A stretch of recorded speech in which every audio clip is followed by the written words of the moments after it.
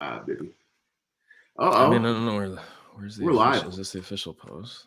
Hey, Bruce. See, like, are we live? We're live, yeah. Oh, huh. Oh, Yeah, really this good, official dude. post, like, you know, Live and chilling. direct. Live and direct. One of these days, we're gonna get our intro right. We're gonna start strong.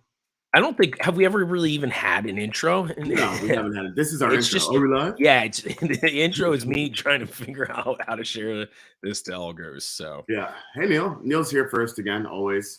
Thank you, thanks, Neil. Neil. Thank you, Neil, for joining. Neil loves As the you can intros. see, we're trying something a little bit new today, different camera angle. Normally, we look like this. Now look at us now.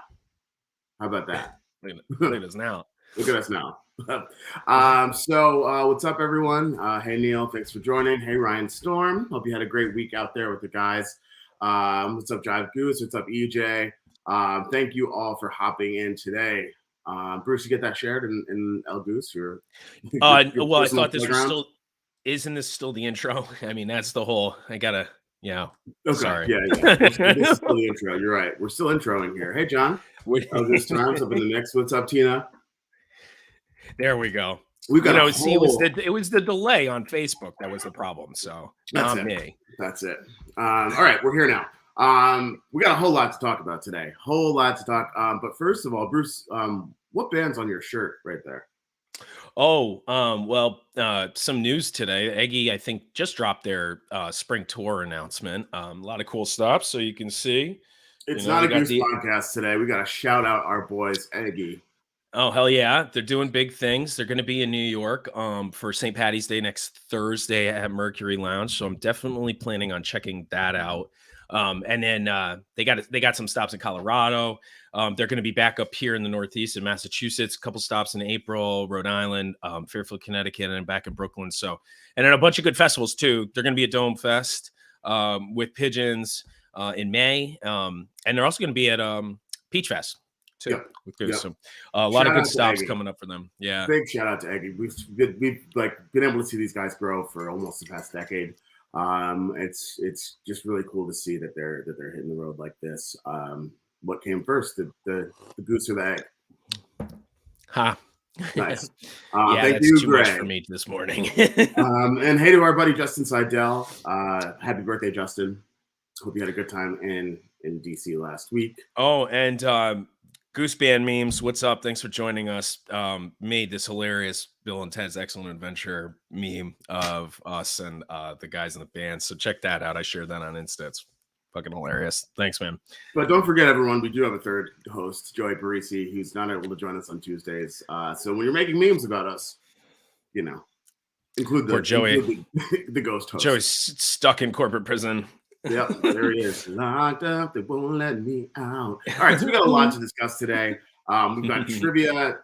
I'll figure it out, but apparently we have trivia. Right. We've got some really strong giveaways. Bruce posted on socials. Maybe we'll give away some Philly tickets too. We got a big weekend of sold out shows.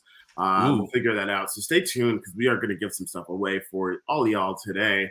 But Bruce, trouble in paradise right now. What is going on with Dua Lipa? Yeah, I mean, this is important that I mention this because some people are out here attacking my girl Dua Lipa, and they're just wrong about this. So apparently, Dua Lipa's got a couple copyright lawsuits coming at her about levitating simply because she's using some descending scales, I guess, vocally.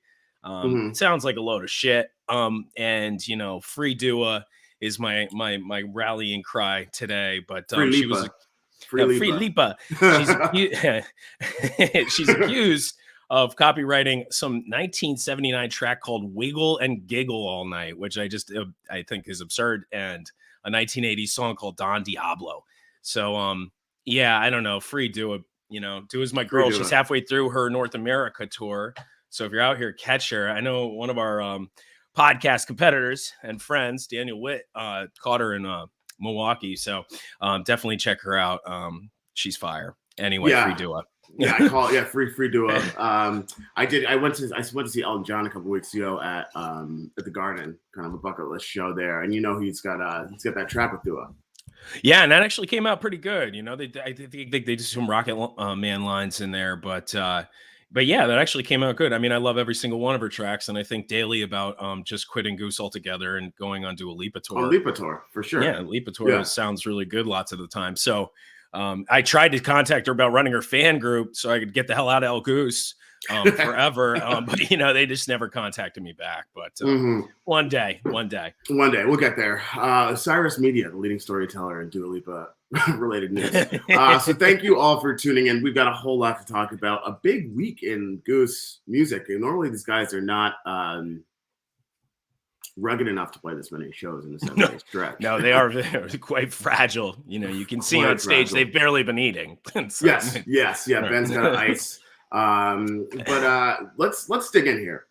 So, I suppose they heard the echoes in El Goose of people wanting to dissect the Goosesmith set. Was it their best show ever? Was it? I don't know. Either way, they came back strong. Hit it hard in DC on Fat Tuesday. Always forget about Fat Tuesday. What a day. Should celebrate more. Yeah, that's a big note right there in these notes. Birthday Tuesday. Yeah, so Fat Tuesday coming in strong for the band's return to 930 Club. I think their first shows at 930 Club, they were opening maybe for Sun Squabby. Was that like 2017 or later 18, than that? 19. Again, do we know that if this is true? Absolutely not. But no. But I'm pretty sure that's when they were there. So they luckily the fans in chat know more. Yes, they do. Somebody confirm for us, please. So they had to get back to DC, get back to 930 Club for some of those cupcakes, not pancakes, but cupcakes. And started out strong with Eliza Jane opener. I love Eliza Jane. I do too, and it's just a classic cover in their repertoire, and it's kind of got a bouncy rhythm, kind of reminds me of Elizabeth in some ways, but a great way to open the show. Good energy, good positive energy coming from that song. So definitely good opener. Strong start into Drive, really good Drive. Yeah, and Drives I'm critical of. It's a lot of Drives go kind of deep at the jams, but they're just long, and lots of the times some I think people are enamored with some of them that don't hit as hard for me as when they just get into very good jam segments that I like. This Drive was really good. They got it. I really was very happy with this one. It's kind of interesting in like the 2 slots. Sometimes this happens to open sets a lot, but they were really patient with it, and then this is going to be a theme probably this whole show, but like bit of a Sunday drive. A bit of a Sunday. Well, this was a Tuesday drive. Strange dates, but and these shows were packed for a Tuesday and Wednesday. My God, but they've been doing a lot more spookier, trancier, opening up the space in jams a bit more, and this one gets into that about 14 minutes in. And then you hear that a lot throughout these shows this past week. And the dark goose is something that everybody likes. I really do too. I don't think it's something that they need to do or need to force. But when they're playing like this, like in this Drive, it doesn't feel forced at all. And they create, a very cool, thick atmosphere. And, it just opens up the gates for them. Drive thick. Thick. 2 C's with that. I have to say though, I'm wondering in the chat, favorite Drive by Goose, Drive by Incubus, or Drive by the Cars? Let us know what you think. Oh, I love Drive by Incubus. Yeah, I was gonna say, I was like, maybe Drive by Incubus is the best. Yeah, for sure. Maybe one day we'll get a cover. What up, Pete Spadaro? Pete Spadaro, the strongest light man in the business. Yeah. So stronger every time. Incubus could be the sneaky winner. I agree, Eric. That's why you working in the right place, dog. We're getting a wide swath of things. Greg Knight Music LLC. There we go. Gino in the mix. All right, so we're only 2 songs in, and we've got a lot of shows tonight. So let's keep it moving. This is gonna be a long one. A little bit of a play on words here. Drive into Travelers called AAA. I love I love Travelers also. Really nice, kind of a wide range of music to start this first set off in DC. Giving a little bit of what Goose can do across the board into a Doc Brown. Tell me about that Doc Brown, Bruce. I love Doc Brown. typically it's kind of I kind of always have always been one of my higher up like Peter songs, but the jam section in Doc Brown is always really cool, but it's usually pretty standard. And this one was, again, very patient. Had like a milky, creamy feel, as I put in here, I like a saw dark that in the chocolate. notes. I saw that in. Can you explain that a little bit more? A milky and Not creamy really, Doc not Brown? really, because I Okay. think this is we're on Osiris. I think we have production guidelines, but I could get into the milky and creaminess in DMs if anybody wants to hit me up. Slide in there. But but still, generally a standard Doc Brown. They just keep it tight. It's just, but this one was a really nice one. Like if I was going to put it on a mix, of songs, this would be Doc Brown that I would choose because it's just a really great example of it.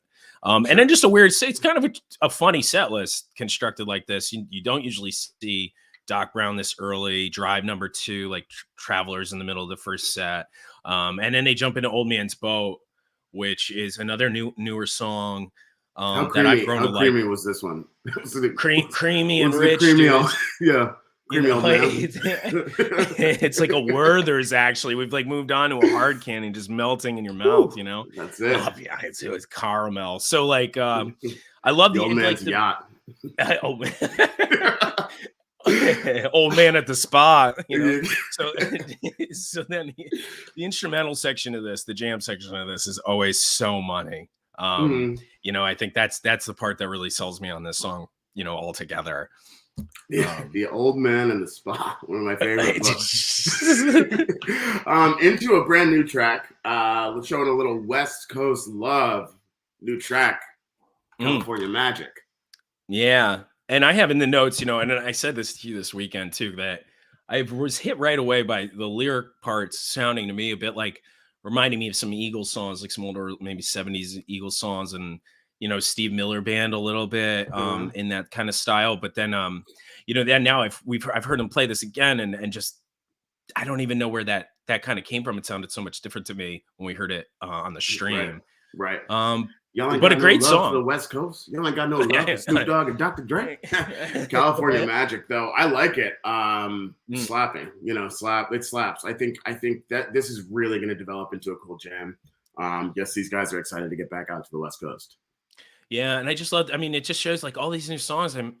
Lyrically, they're good. Lyrically, they hold up with a lot of the great songs that have carried them up to this point.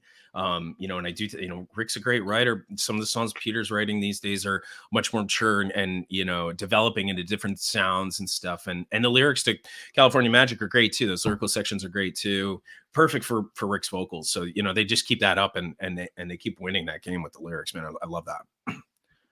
Got a really good question in the chat. Do I throw down on guitar, or is that more of wall art? These guitars primarily serve to collect dust in this room. Although I can rep a little guitar. I fall somewhere between Jive 2 and Labyrinth. Really wide swath, but I think if I wanted to get better at guitar, I'd probably call Tamara Satso for a master class or some lessons. Tamara can play every instrument, host these master classes where she dissects a whole bunch of different Goose songs. So check it out. If that's where you want to learn, that's where you should go. I'm going to fire up this guitar and learn from Tamara.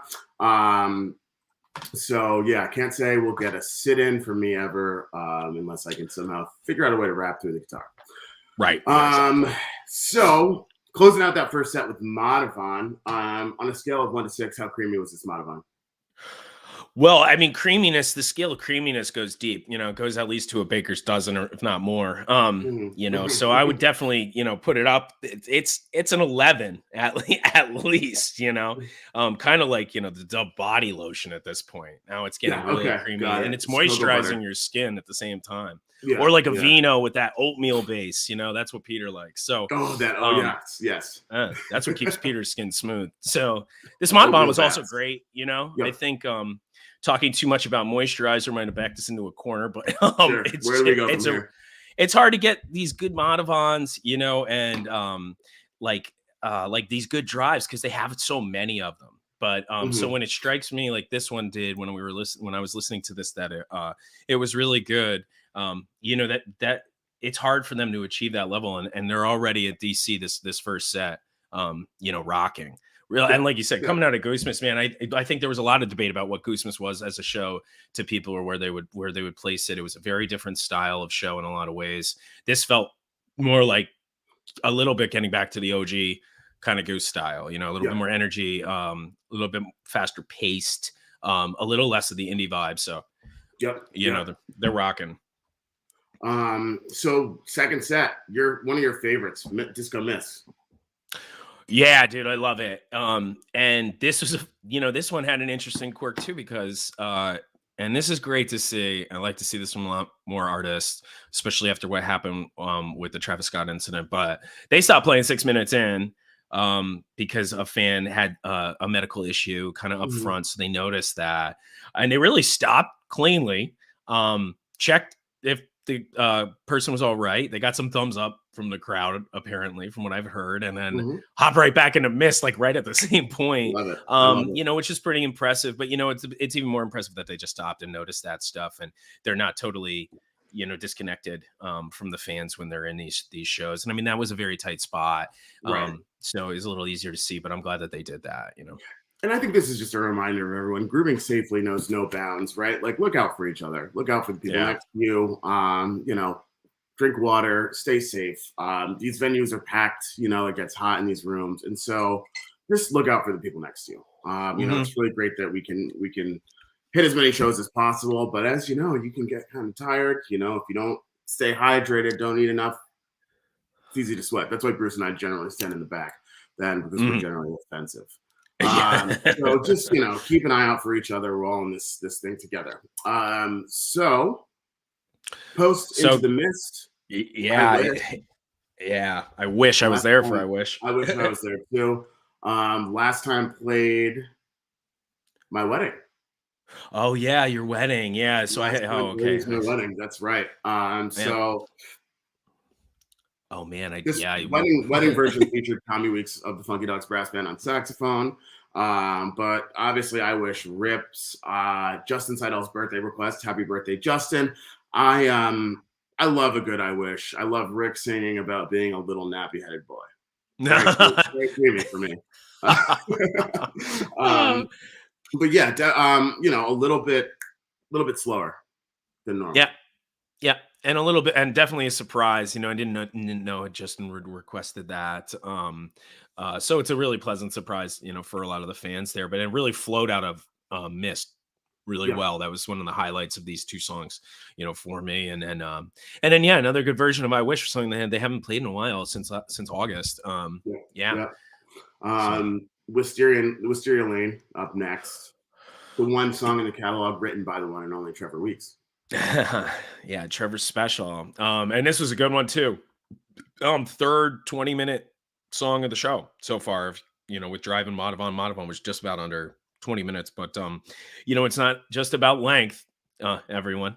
But these were really good ones too. This Wisteria is another one they've been playing for a long time. They have a lot of good ones. They just crushed one in Mission Ballroom, and now they're kind of playing it back again too, which it's good to see it kind of getting into rotation again, because it was really kind of getting almost out of rotation for a number of months there. Definitely. Yeah, I think it's probably because somebody started a podcast with some of the lyrics in it. Bastards. But yeah, so Bruce, was this when you started to feel your Sunset Lake CBD kicking in? Oh yeah. God, I forget at what point it was. It gets really spacey, and then it like keeps up this marching pace, like a beat. Like they're doing this like kind of drum roll kind of beat that reminds me of Dripfield and Atlas Dogs on those songs. It just like keeps this marching pace, and I was just bobbing. I don't know. I probably dropped 150 milligrams on my tongue and was just like, really loose. Loose, creamy, moisturized, all that. So it was really good. Absolutely. I couldn't have said it better myself. So they had to slow things down for Bruce's benefit into Your Ocean. Let the crowd breathe a little bit. Like the old one too. We know what Your Ocean sounds like. Mm-hmm. And then pancakes, man. Pancakes, creamy. Let me tell you, the pancakes too. He must have used heavy cream in these. Jeez, man, this was a fantastic pancakes. I love seeing Peter's like stick figure, getting everyone to join in. Really, really cool. Just a little bit of a different structure than we're used to. Yeah, and I think this has made my favorite pancakes that they've played so far, because it goes in a lot of different places. I like the fact that this song, the vibe of this song kind of fits what the guys do a lot, but there's something about that tone or that structure that always brings them into a different jam space than a lot of other songs will do. Mhm. And Redbird kind of does the same thing, but as far as these new songs, that it brings them into a different space than a lot of their other songs tend to. Yeah. So it's cool. They get cool atmosphere out of these jams. This one was like kind of operatic in the middle. Then they get into a dance groove. Some cool back and forth riffs with Peter and Rick. So it's just like they just do a lot in this, and then the I Wish teases are so tasteful. Yeah. Of course. So they were just really feeling it right away in Washington, man. Yep. Yep. Yeah. And then they closed it out night one with the Doobie song. I think if you've tuned in before, you know how I feel about a Doobie encore. Not exactly my favorite, but whatever. I'm not in the band. Yeah. It's a fun song. And I think it's a cool way to close out night one, if you're doing a 2-night run. So tomorrow is even. Here.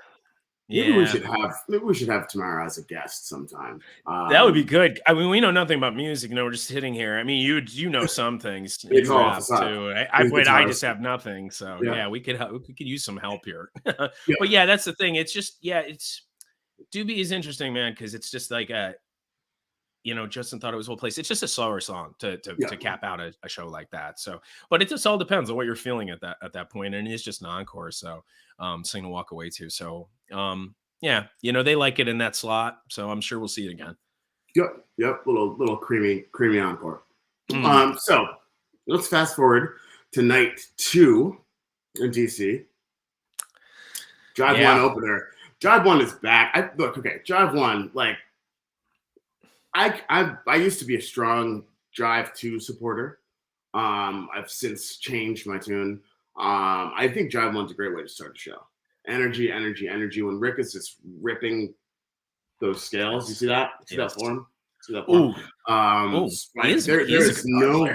There's no better way to start a song than with that kind of energy. And boy, did that get the crowd popping. It really seemed like night 2 people were locked in and ready to go. So Drive 1 into Indian River, both of those tracks are pretty long. Yeah. They were. And like you said, energy, good flow, get into Indian River. Which kind of keeps up a light pace of energy, but kind of cools things down. And then through the compose section, and then they get into the Welcome to Delta jam, which just picks things right back up, kind of puts you right back into the energy of Jive again. So already setting up a good flow, for the show.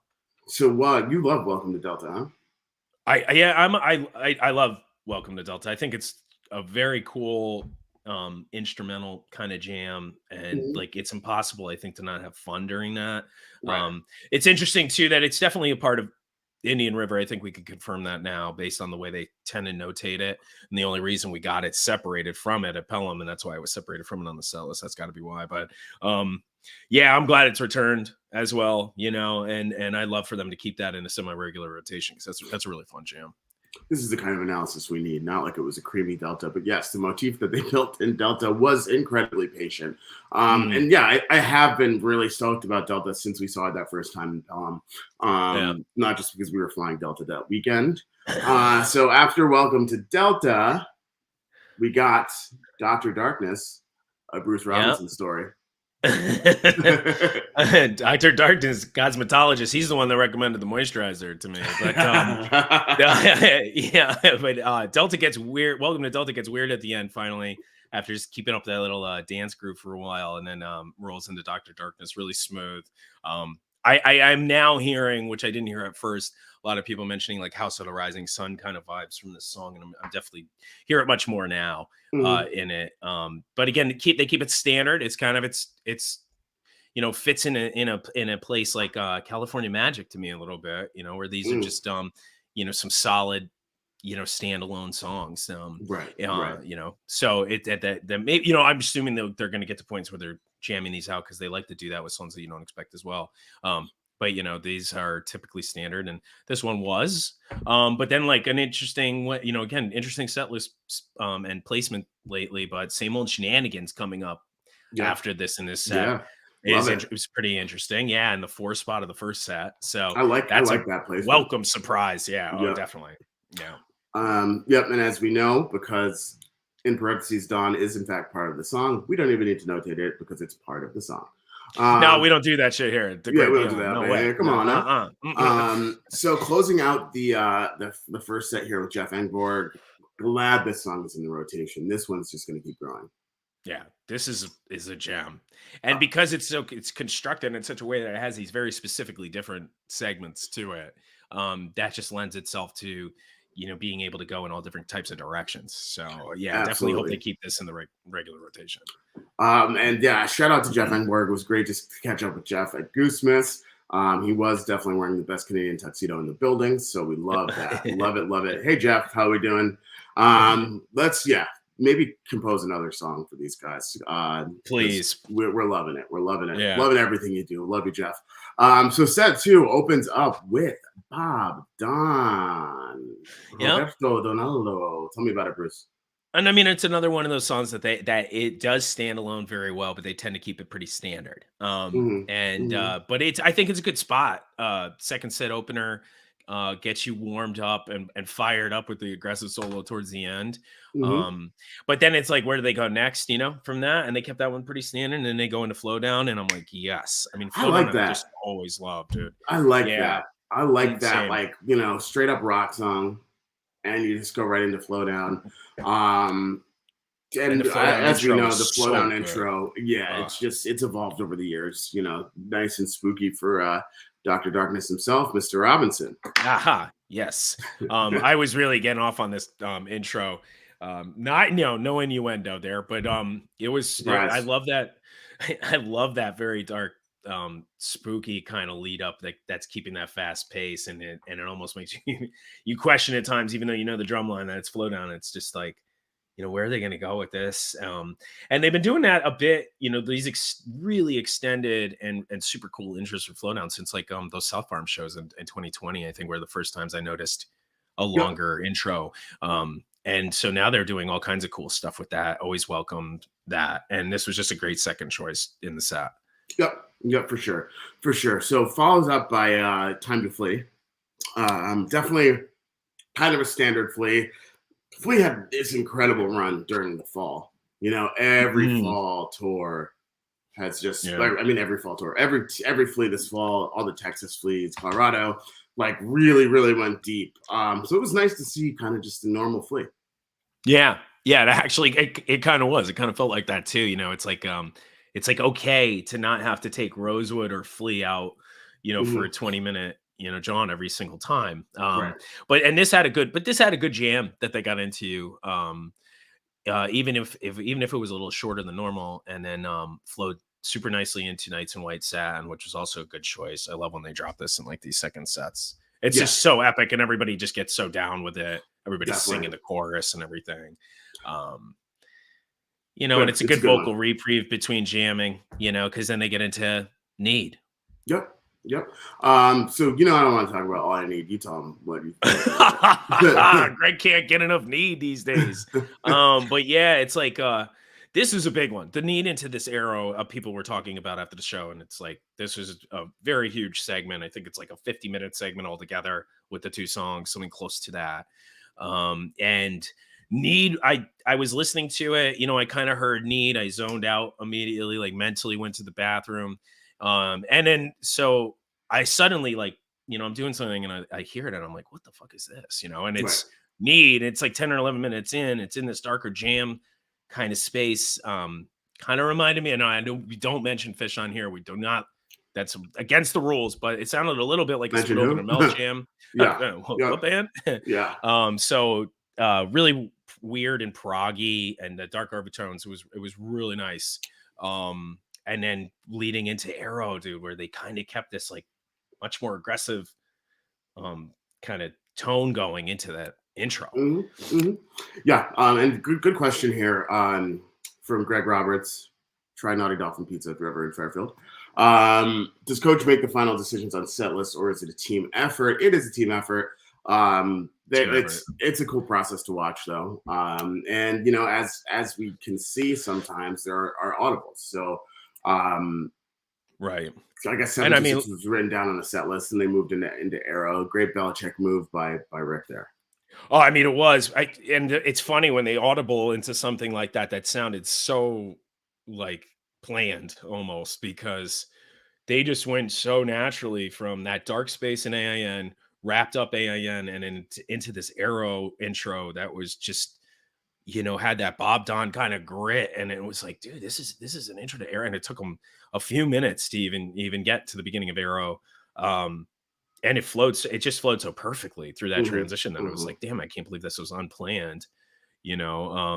Yeah, you picked up on some too. Yeah, so it's just that the weird back and forth that they were doing, and Rick's kind of creating more space in some of these jams by just like, picking on notes instead of flowing through a lot of notes at a time. So that you were kind of hearing that there too. And yeah, that Arrow could have been Jam of the Year. I mean, that Arrow was outrageous Arrow. I mean, we've got a whole lot more gear coming. So we'll see. Closed out the show with Lovelight. Yeah. Shout out to Russo. We love Russo. Russo's least favorite cover. He loves his Lovelight. He wasn't there, unfortunately, to enjoy this one. But it is a classic cover for Goose to encore with or close us out with. So good show, though. Those DC shows, I love those DC shows a lot. Those just really remind me of some old school Goose with a lot different set list and placement of songs. So keeping that vibe going with a lot of the new stuff and trying different things. And man, what such great jams throughout that 2-day run. Let us know in the chat what you like more, DC1 or DC2. Really hard to pick for me, but let us know what you think in the chat. And let's move on to Charlotte. All right. Charlotte, another Fillmore venue, which people have had some mixed feelings about this venue. I mean, it's fun that they're in some of these smaller venues, but when they get packed like this, and it's a venue that typically has, curious security protocols and whatnot, it's just kind of a recipe for some incidents to happen. But for the most part, I think everybody had a good time. So we can preface just about everything we talk about with people weren't too happy with this. Yes, we could. But this is a positive show. We're positive. I'm drinking positive energy tea right now. So positivity. Positivity. So Charlotte opened up with Honeybee with Coach on Rainstick, as we know, the Rainstick master himself. Interesting. This is just an interesting little story. So when they recorded the Studio Butter Rum that was on Nightlights, we were all out in Colorado, the January 2019 run. And they recorded it in the studio out there, and John played like just a very simple conga beat or something like that. And I remember sending out the press release for it when I was not exactly great at structuring press releases correctly. And we got this Jambase article that came out, and it was like, Goose releases new single featuring percussionist Luigi Lombardi. Luigi. Yeah. So kind of hilarious there. But good to see that Coach is still rocking that percussion. So, good standard Honeybee to open things up. We all know how that sounds. Bruce, how creamy was the Honeybee? Oh, Honeybee's always creamy, That's where you're getting that like natural honey just dripping out of the comb, And which right into the tea, right into the hot tea. If you want to go there with this whole illusion, I did. Okay. And then it did go into creatures. Thank God. Honey covered creatures. So I love first set creatures. Oh yeah, and this is a big one too for the first set, 23 minutes or something. Yeah. And I jumped into this halfway through on a stream on El Goose, and God, I wish I wrote down whoever was streaming. I forgot now, but and thank you for that. But so if anybody in the chat knows, we'll shout them out. But I jumped in halfway through, and it's one of those times where I'm like kind of pissed that I don't know what song it might be, even if it's in a jam. I might not be able to recognize it. I expect to, and I don't don't want to ask the other fans, because I'm an expert. I'm a group expert. I'm an expert. I'm an analyst. I'm a mid-level analyst. So I should know, but I did have to ask him, and they were like Creatures, and then it went on for another 10 minutes or so, and it was such a sick jam out of this Creatures. So it's like really when you're getting a second set kind of Creatures second song in the first set, that's a good sign. Following up by Pumped Up Kicks, Foster the People cover. Whole crowd was singing, It's almost like that just sounded very energetic. And they haven't played. It sounded very positive energy. It sounded energy. Let me get some water here. Energy. Yeah. So hey, you need some positive energy tea. You need some positive tea. Positive tea. Oh damn. Oh, Greg's choking. This podcast is live. Somebody save Greg. Oh my god. Okay. We're back. First Pumped Up Kick since T5. But yeah, and when they played it at T5 too, they haven't played in a while. Man, and it's fun when the crowd gets into it, very energy. Very energy, such energy. Oh man, and then Elizabeth coming up. Another high energy song. And this one was really good. Yeah. Smacked. Yeah. That was good. They really slow this one down too, which you don't see in the jam. It's like you're getting into your typical Elizabeth jam, and then you really slow it down, kind of get a little bluesy. And like I said, it's kind of been the theme that they slow it down. Rick doing more with less notes for longer periods of time, trying to spread things out. Peter's really always good in those situations with also keeping things minimal and fitting in really well in between some of that stuff that Rick's doing. And you hear a little bit of that in this Elizabeth. I had heard it was good, so I tried to listen to it this morning. I've been listening to Charlotte in pieces, but I did make a point to listen to it, and it was really fire. Yep. Fantastic. Followed up by Silver Rising. I'm going to ride this joke till it's death. From the soundtrack of the new Teen Wolf reboot. But good Silver Rising. Really liking how this song is coming into its own. But I think kind of a standard version. Yeah, but still cool, very cool. And then led right into a sick tumble. I mean, I've just been very impressed so far with these few shows as I was listening through with how many big songs that they were putting together and great versions of them, of some of these songs that they played a million times. And Tumble was another one. Just can't get enough of it when they play it like this, and it gets trancey in the middle, which I always love when Goose does some of that stuff. But fire throughout and kept up a good pace and energy. This whole set did. I love these higher energy sets like this from these guys. Let's talk about probably one of my highlights of this week, this past week, which is set to Slow Ready into Hot Tea. I'm team So Ready till I die, but that could have convinced me to maybe change my mind. Slow Ready into Tea was one of those buttery segues, creamy if you will, silky. I mean, Irish butter, that gold butter, that Kerrygold, Kerrygold, baby, Kerrygold transition.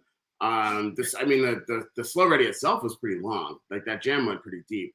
But for Peter to keep that arpeggiated synth going and Rick to just ride into the hot tea,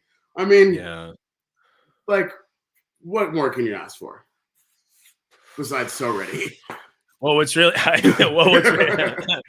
maybe So Ready. But no, and plus what more was that, so you not only had a great version of Slow Ready in and of itself, which there's only a few, in my opinion, that really stand out as good, like re-listenable versions. And, in that I love Slow Ready and really met all of the versions of it just because I love the song. But like that one from South Farms with the Lasers was also a very good version musically to re-listen to. This could be one of the best versions, if not the best version that they played. And then the Hot Tea, another one of these songs that they've played huge versions of so many times. This is another great one.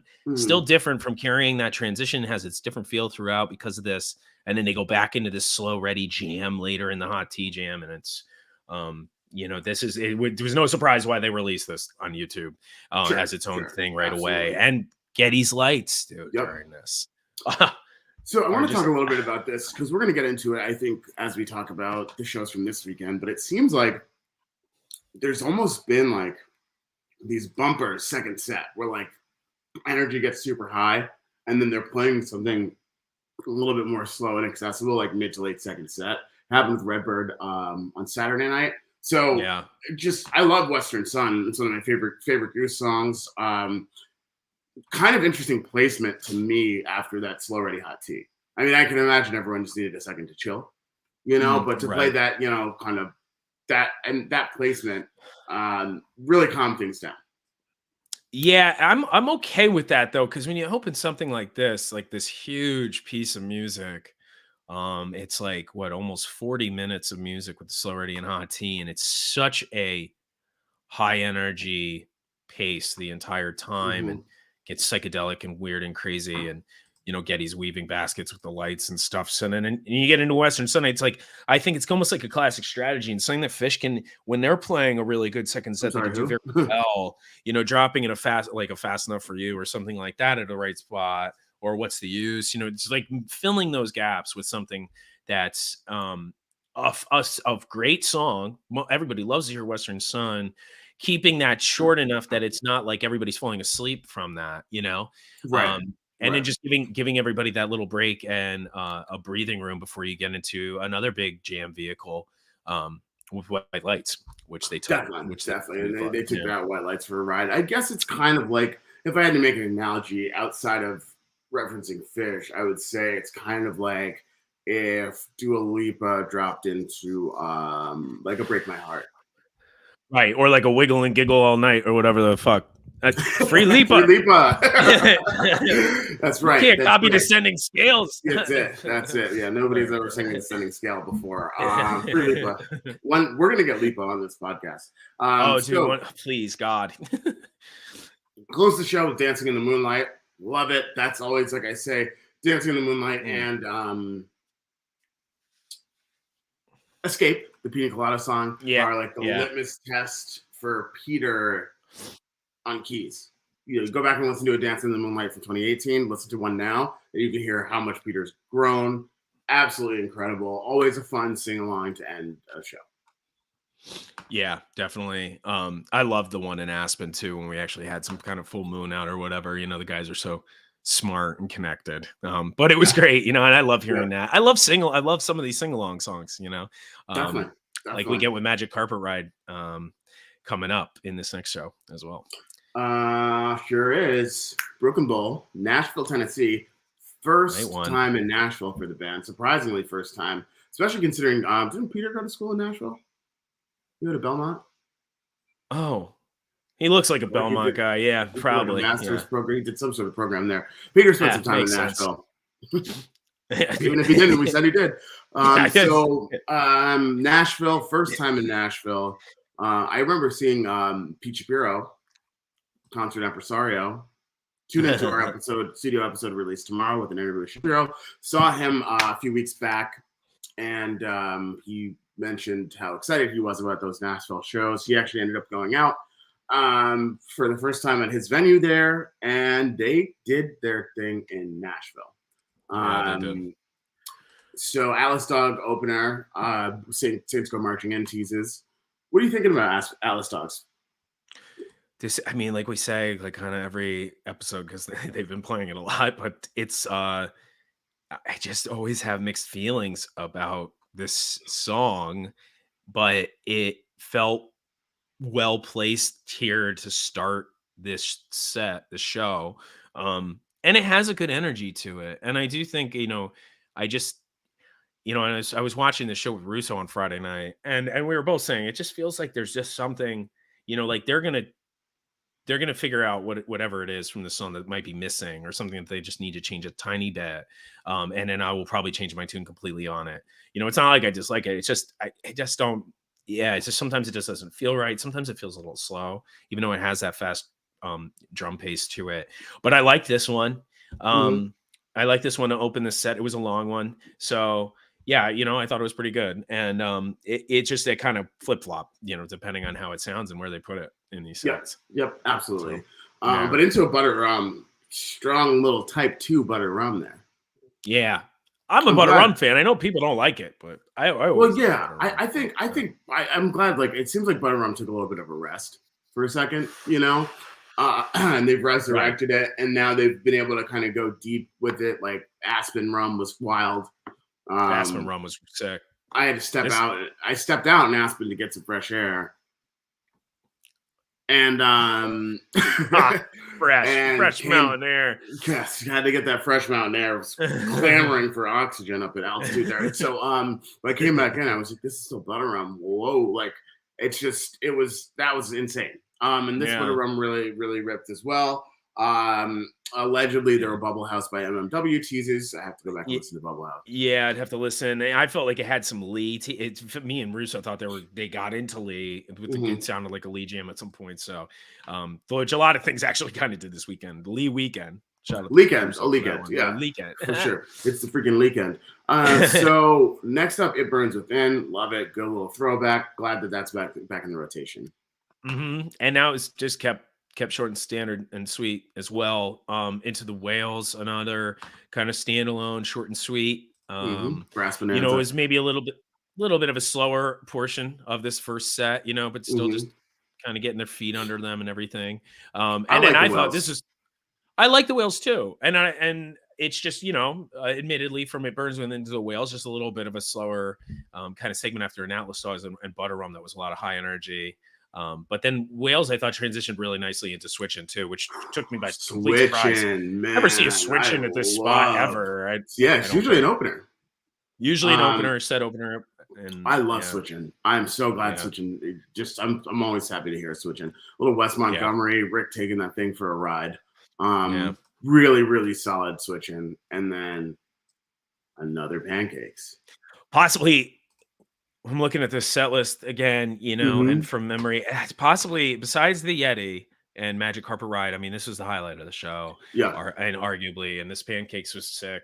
Pancakes is growing on me because of that. I definitely was somebody who wasn't hating on the lyrics, just seemed a little weird with the vibe of the song. But the band's weird. And who likes pancakes anyway? Just weirdos. And I'm a waffle guy. So Team Waffles all day, dude. And all day. I'll make exceptions for French toast. Yeah. But this had that smooth and creamy, real maple syrup on it. And some melted butter just dripping off the edges of the cakes. And this was a good one. Yeah, this jam was sick. They really took it deep, and I think even for me with Russo there, he was, I think kind of on the fence about Pancakes, and both of us were like, this is sick. They did that one for Aunt Jemima. No doubt about it. No doubt about it. Set 2, Born. Really loving where Born's going. This indie jam going deep. And they kept, this one being 10 minutes, not much, I guess with the standard version, single release was like 4.5 or 5 minutes, something like that, maybe. But so a little bit extended, but felt tight, almost felt like a kind of a weird spot for this. But they'd been doing this with the new songs when they were starting out West and doing that, opening the second set with one of them. Maybe keeping it relatively standard and then moving on to a next song that's a typical second set opener like Rockdale, kind of fits. One thing about Born, I want to shout out Richard for figuring out his tone. Richard Hamilton. So I want to have him. I want to shout him out just because his tone playing those slide guitar parts, or not that the lap steel guitar parts, like hard to replicate that sound, and not everybody can be Jake Brownstein of Eggy and just rip it on stage. And he really figured that out. So good. Yeah. Good. It's almost like he's a professional. They know what he's doing. Rockdale, solid. Always. I mean, I don't know what else I can really say about Rockdale other than I love this song. And I love the vocal section at the end that you get to go back to. It's such like a release. What a great song, man. Really, one of the greatest Rockdales we've heard. Shout out to Ryan Storm. I think he tweeted about it. Anyone who says they should retire Rockdale doesn't know what they're talking about. So, Ryan, you hit that one on the head. The Goatdale, baby. I agree, Noah. That's it. So, Seekers 1 and 2, next up. It's been a little bit polarizing. I love Seekers 1 and 2, but they are, it is a little bit of a change in energy, especially part 1 into part 2. But it's, part 2 goes hard in the paint. Oh, it does. It does go very hard in the paint. But yeah, I think these have gotten a lot of play since he brought them, back to life and started playing these songs. I don't know, now a year and a half ago or something like that. They do get a lot of play, and I just think that's what happens. Is these songs get into a bit of a regular rotation, and people just kind of get maybe used to it, and then they're like, oh, I wish they maybe slowed this down something else, or oh, I wish they kept this energy going instead of, dipping into a little slower segment here. But as a big Seekers fan myself, I always like to hear it. And I don't think this was poorly placed per se at all. I do think that they've had some times recently where it may have slowed down the show a little bit too much. But I don't really think this did. I think this, this was a good opportunity after a huge Rockdale to take a quick breather. They kept both of these songs tight, Yeah. and then they picked it right back up with Yeti. This is what we need to talk about. Yeah. So Yeti, first of all, no shade because things happen, but I feel like Peter's guitar was a little bit out of tune and he had to fix that up at the beginning. But it didn't really matter. He had time to tune up when they dropped right into Trevor reading probably the greatest piece of American poetry ever, "Chicken Fried" by Zach Brown Band. It was exquisite.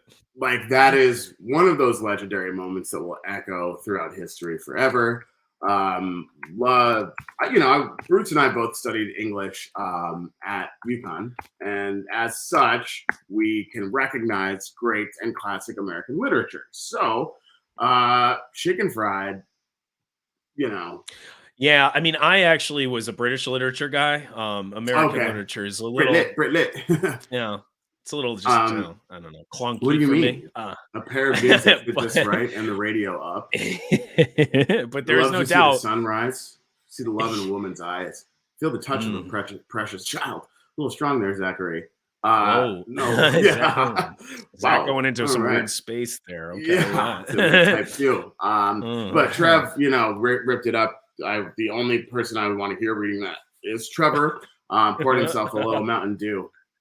Yeah, a little fresh Mountain Dew. And Johnny going backstage, dapping up Pete Shapiro and then rolling a strike, man. And we had played pretty bold for one of our friends' birthdays not too long ago, and I didn't see that skill out of him there, John. But he stepped up and just with one roll. that was flames. We jumped up on the stream. Russo and I were like, oh hell yeah, that was great. And then dropping back into Yeti, a nasty Yeti. I kind of wish they could have just done this Yeti for the next 30 minutes. Absolutely. But Yeti into Magic Carpet Ride. Magic Carpet Ride was a good choice though too. Kept the energy going. People love that. It always feels like a surprise now to drop into it. It's only played it 3 times. But a great Magic Carpet Ride too. Took that jam for a ride. You could see what I did there. That's that English degree paying off. That was incredible. Thank you, Mom and Dad, for paying for that. And and then wrapping the show up with a Turn Clouds in the encore spot, which we always talk about where this should go. And I think it's a good encore. Yeah, I like it. It's a great encore. Absolutely. I could have done with the Chicken Fried encore, but this will work. Little Chicken Fried reprise. Yeah, fried prize. So Nashville 2, Drive 2 opener into Drive Lee. Energy. So why don't we talk a little bit about our Saturday night? Okay, yeah. Me, Greg and I streamed with some of the Goose girls. Sparkman, Liz was there. Sparkman, Sam was Liz, there. Your wife, Kathleen. My wife, our manager, Kathleen. Yes, our manager for the podcast. So yeah, we just got together and watched the stream. It was a lot of fun. We basically just gushed over the guys with their girlfriends for the night. Yeah, yeah, exactly. Typical. And so, the energy was great, man. I had heard some things, some people do not love this set. And I mean, which you don't have to, but I was like, this set was pretty damn good. The jive 2 maybe was standard, led right into a jive lead, which was hot. Hot. Um, and then into a lead, which was a really good lead. And I love Lead the Way. And this is a good spot for Lead the Way. Third song in the second set. Then the EOA was really stellar. They've gotten rid of this. Though, that Lead the Way was like, Sparkman and I had a moment, couple tears. Oh, soaring jam, absolutely gorgeous. soaring jam. And not one of those super like long extended one, but to the point, just dulcet tones sweeping through the room. It reminded me of that lead that's on Alive and Well, the lead from the 2019 tour from Albany. I believe that it's just so, or from Virginia. Yeah, from Broadbury. From the Broadbury in November. Richmond. It's so beautiful. Rickman. Rickman. Richmond, Virginia. Richmond. Yes, Richmond. So great lead, and the Earthling was really strong too.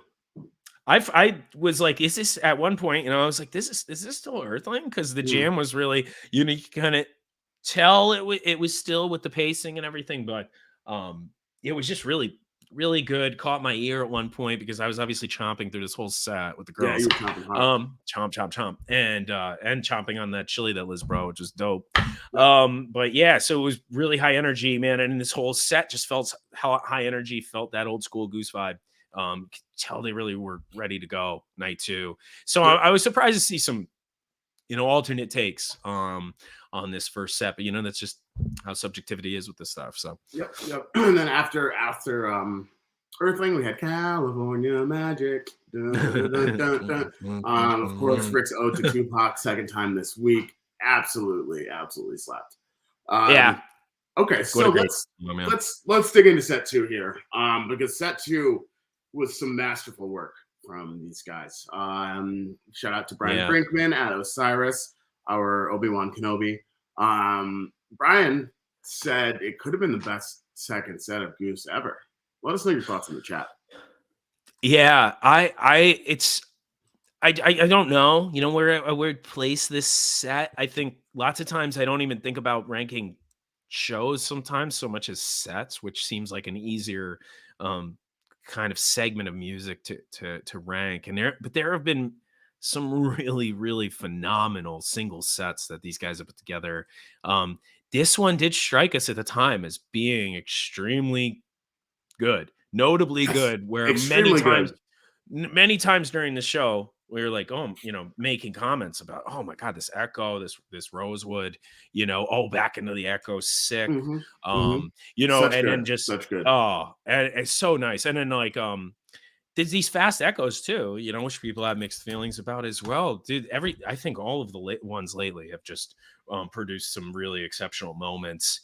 You had the fast echo that was split up as well in Oregon, which was exceptional. And this was another example of that, but sandwiching an incredible Rosewood in between an incredible echo. And then capping that off with an Arcadia after. That was another really top tier Arcadia. Was just, so I mean, you can see where Brian's coming from a little bit with this set. It just hit after hit, and they really took them to places that were incredible. I mean, this is like I'm just looking at the times here: 22-minute echo, 21-minute Rosewood, back into echo, and then you get a 20-minute Arcadia. Yeah, damn. Like, it flowed like Brian mentioned on the text. It flowed too, and it wasn't like one big huge hit, different place. It was just like it really flowed so well all together. That's why I also made a mistake when we were listening, thinking that it was still echo when we were listening to the Rosewood Hard Jam, and I was just like all thrown off with this stuff, especially after the Arcadia though. What a great Arcadia. All right, we got someone who knows something here. There isn't a better set 2/encore. I would agree, and like I was saying earlier, like those bumpers, right? So after Arcadia, we got Red Bird. Which I was a little bit curious about the placement there. It's the same with me. Little bit curious about the placement, but man, did that jam go hard. Yeah, it was like this, not more than a few minutes after we were like, this Redbird, man, was that really what they wanted to do after all that? Did they need to do that? Yeah. Whoops. Who audibled this? Yeah. But then, it was, it ended up working out pretty well. It was a really good Redbird, and talking about the different spaces they get in with these songs. I mean, kind of a much different space that still kept the vibe of this whole set going once they got into that Redbird jam. Yep, absolutely. I mean, that Redbird jam was it. Sold. And then closing out the set with State of the Art, Sometimes Why, the ballad song. So great State of the Art. Cool closer. Okay, we don't do this enough, but big ups to Andrew Getty, lighting director. Andrew Getty, went so, this whole week. I mean, seeing from Gooseman's on, just seeing what he has been doing, the intentionality with each song, the way that he can make all this work, even if it's just turning off the lights. During the State of the Art, he's on point. Love Getty. He's such a big part of this, That Brooklyn Bowl too, which we talk about a little bit more in our set tomorrow on our episode tomorrow.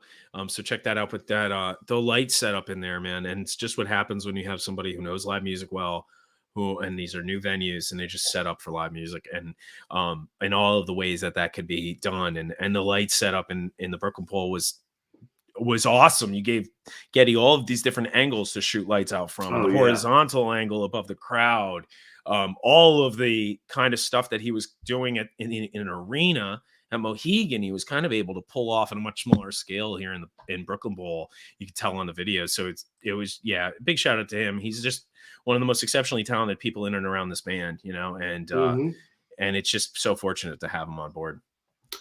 Closing out the show with a drip drop, dripping time, Drip Van Winkle, Drip Hamilton, Janet's Droplin, Janet's Droplin, Buffalo Dripfield,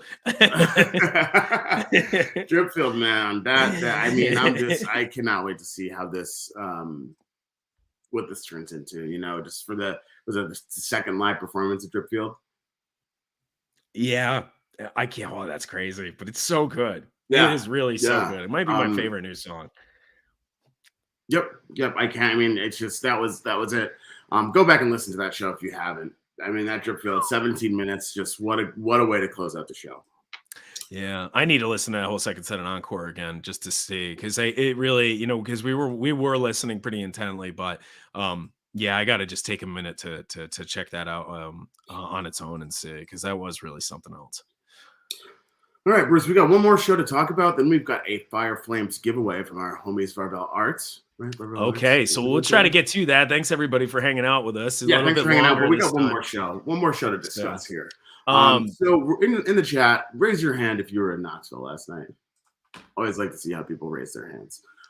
Raise your hands if you were in Knoxville last night. A little bit of a sleeper. Never miss a Monday show.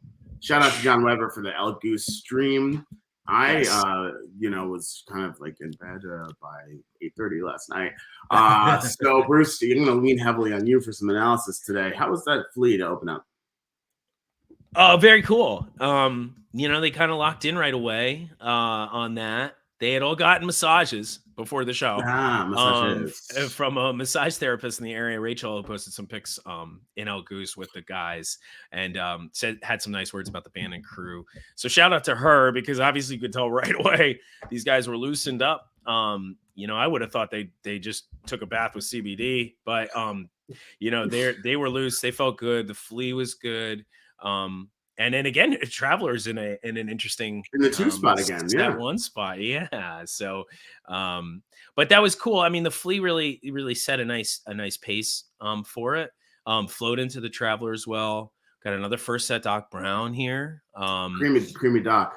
Another creamy doc. Another creamy cosmetologist doctor, and another great jam segment. Again, pretty standard. So seeing some similarities here in this set. A little bit, and then dropping into a first set Wisteria, which was really melodic, not as kind of psychedelic and transient spacey, but much more melodic. Man, I have a lot of Fish references in these notes. I hate myself for it, but it did remind me a little bit. Come on, dog. Yeah, I don't know, dude. My brain's not working. So it was kind of like a simpler theme from the bottom kind of jam to me a little bit. I was kind of hoping it would go a little longer too before they changed direction. And and then they shifted into Dr. Darkness, another great skincare physician. And it was a good transition too from that. And then we hit the big highlight from the first set. Look Out Cleveland.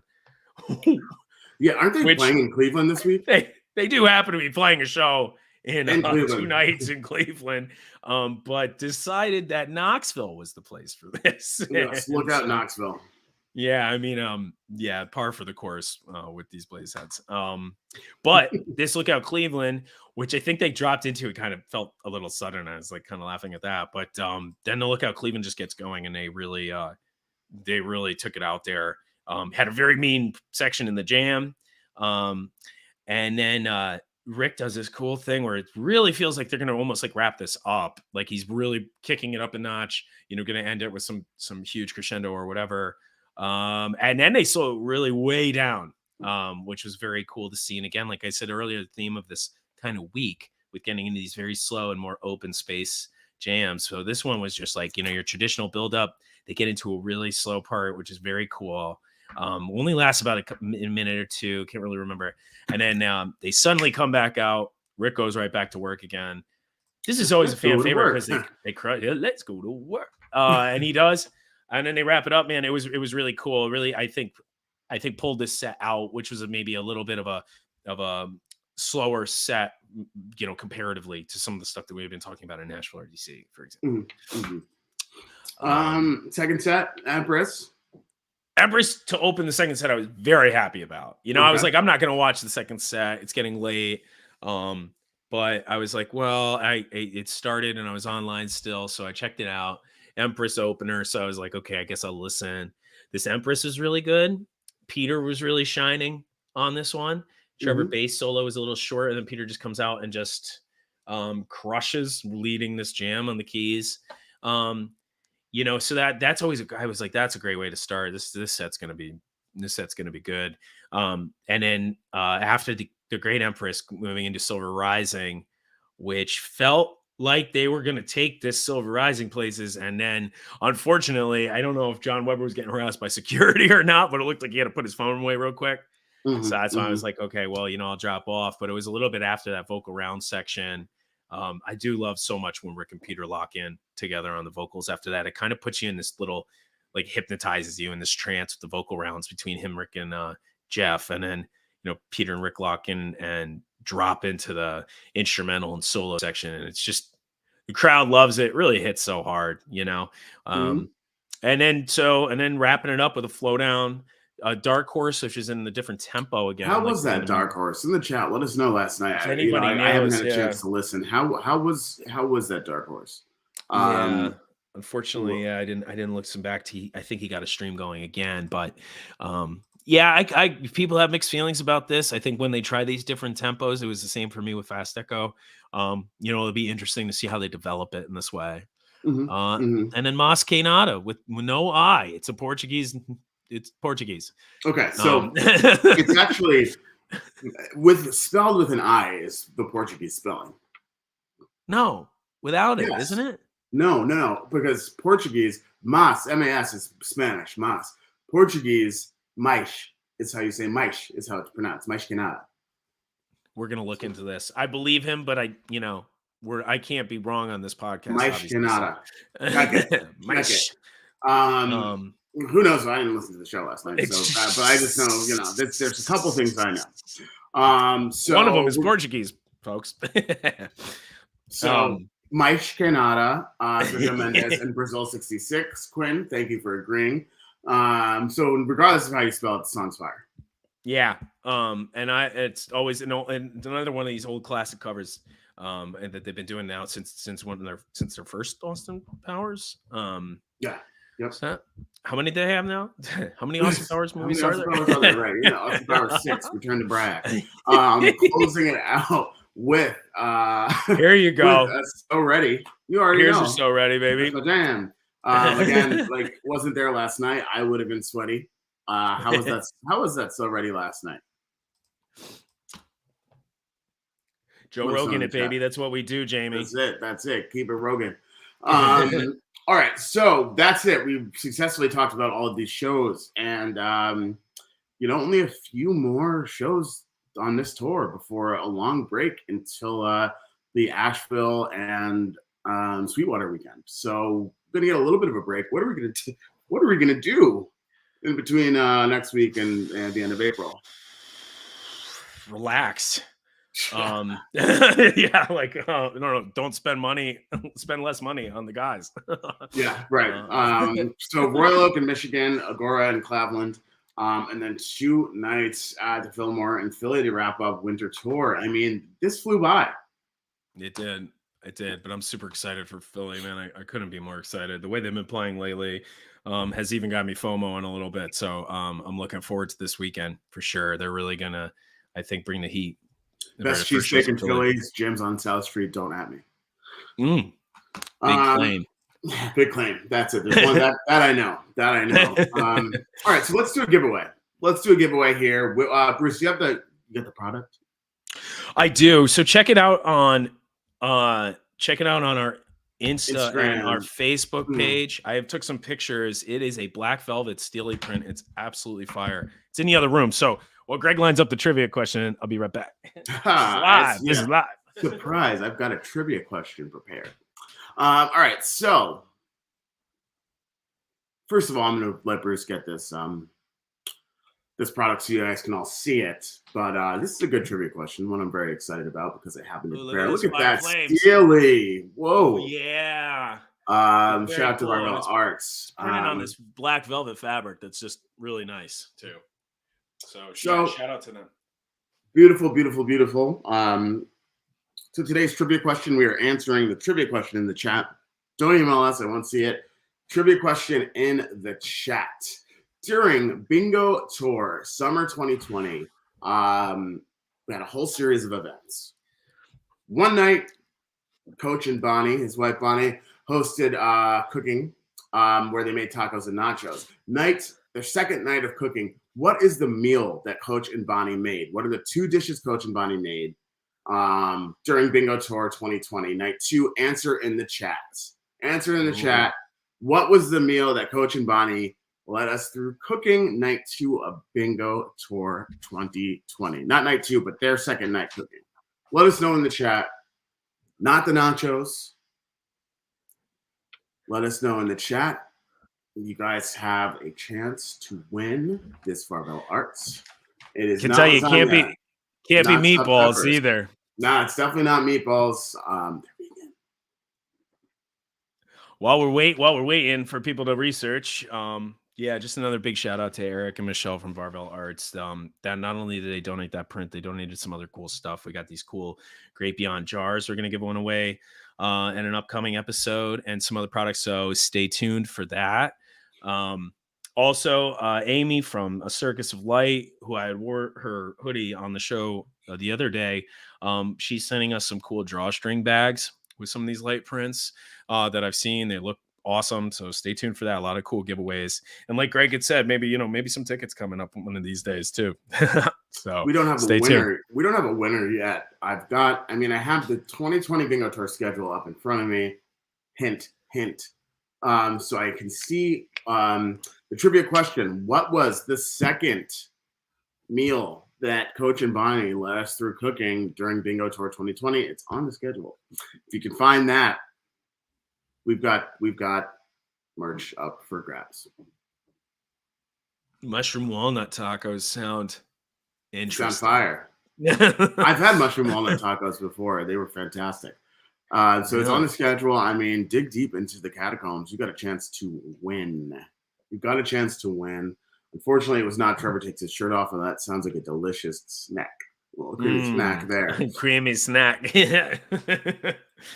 So, I mean, your chance to win. Looks like we may have a winner. We're close. There it is. In. Peter Chase. Get it? Zucchini fritters and potato salad. That is it. All right, Peter. Chase, you won. Feel free to reach out to Bruce directly because I am bad at using a mailbox. Ryan Storm, you were close with zucchini fritters, but you forgot the potato salad on the side. I'm sorry, dog. Peter Chase, you won this beautiful Steely from Barvell Arts. Thank you so much. All of you guys for tuning in today. We're closing out Winter Tour this week, and we'll be back live.